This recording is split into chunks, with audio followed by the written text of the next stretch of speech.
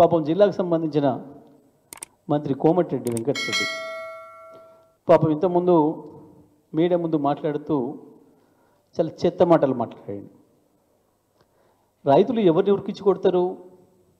వెంకటరెడ్డి నువ్వు కనుక ఇవ్వాలా ఒక్కసారి పోలీసుల్ని మీ యంత్రాంగాన్ని పక్కన పెట్టి ఎక్కడికైనా పోయి ఉమ్మడి నల్గొండ జిల్లాలో పోతావా, నీ నల్గొండ నియోజకవర్గంలో ఏదైనా గ్రామానికి పోతావా? ఒక్కసారి రైతులతో మాట్లాడి మళ్ళీ వెనక్కిరా, నీ బట్టలు యాజ్ ఇట్ ఈజ్గా ఉంటాయని చూద్దాం. మీరు చేసిన చెత్త పనులకు, మీరు చేసిన చెత్త వాగ్దానాలకు, జిల్లాలో నువ్వు చేస్తున్న మోసానికి, నువ్వు చేస్తున్న ద్రోహానికి రైతాంగం ఎదురు చూస్తున్నారు. ఎప్పుడు అవకాశం దొరుకుతుందా వాళ్ళ చేతులకు చెప్పులకు పని చెప్దామా, నువ్వు ఎప్పుడు దొరుకుతావా అని చూస్తున్నారు. సిగ్గుండాలు మాట్లాడడానికి. నీ నిర్వాకంతో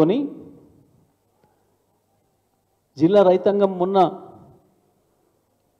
యాసంగికి ఎంత నష్టపోయినరో, ఇప్పుడు వానకాలం ఎంత నష్టపోయినరో, పంట అమ్మకాలలో అందరు చర్చ చేసుకుంటున్నారు. జిల్లాలో నేను మంత్రిగా ఉన్ననాడు కేసీఆర్ గారి ఆదేశాల మేరకు ఎప్పుడు పంట వచ్చినా ప్రతి పంట సమయంలో దాదాపు నెల 15 రోజులు ప్రతిరోజు రైతులెమ్మటి వడ్లెమ్మటి మిల్లర్లను ఎప్పటికప్పుడు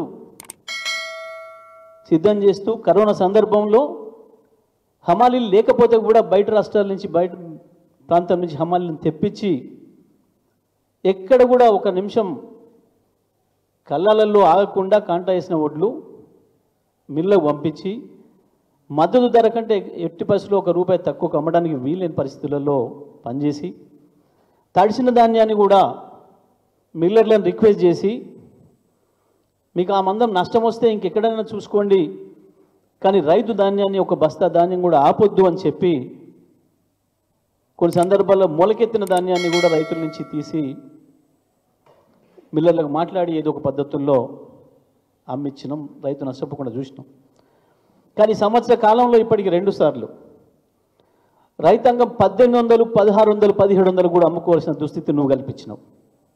మిల్లర్లతో కుమ్మక్కై దాదాపు వాళ్ళకాడ 300-400 కోట్ల రూపాయలు దొబ్బి మిల్లర్ల దగ్గర రైతులను దళారీలకు వదిలేసి రైతులను నాశనం చేసింది నువ్వు.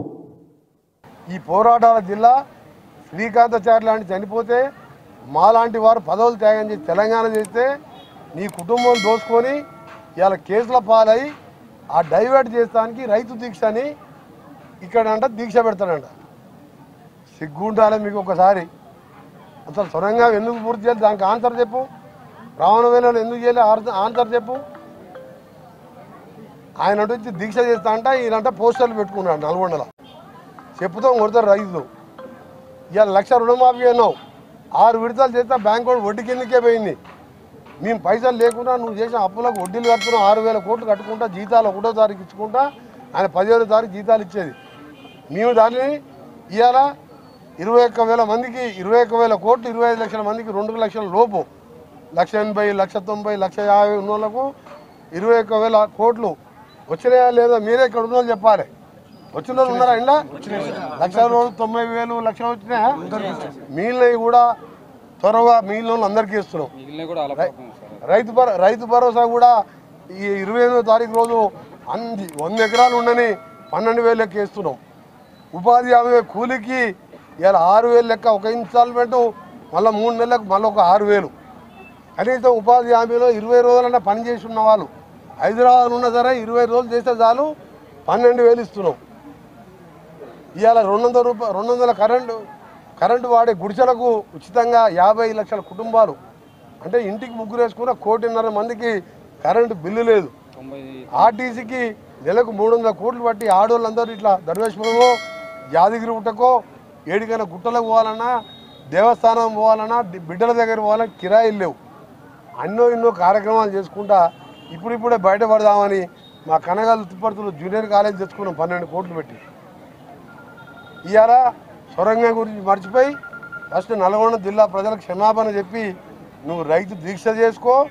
నువ్వు మొగాల కాలు పైకేసి నువ్వు చేతుల మీద నడిచినా నీకు మొన్న పార్లమెంట్లో 16 సీట్లలో ఏ విధంగా గుండు సినిమా పెట్టిందో వచ్చే అసెంబ్లీ ఎన్నికల్లో కూడా మళ్ళా గుండుస్తున్నానే నీ మోసం మాటలు.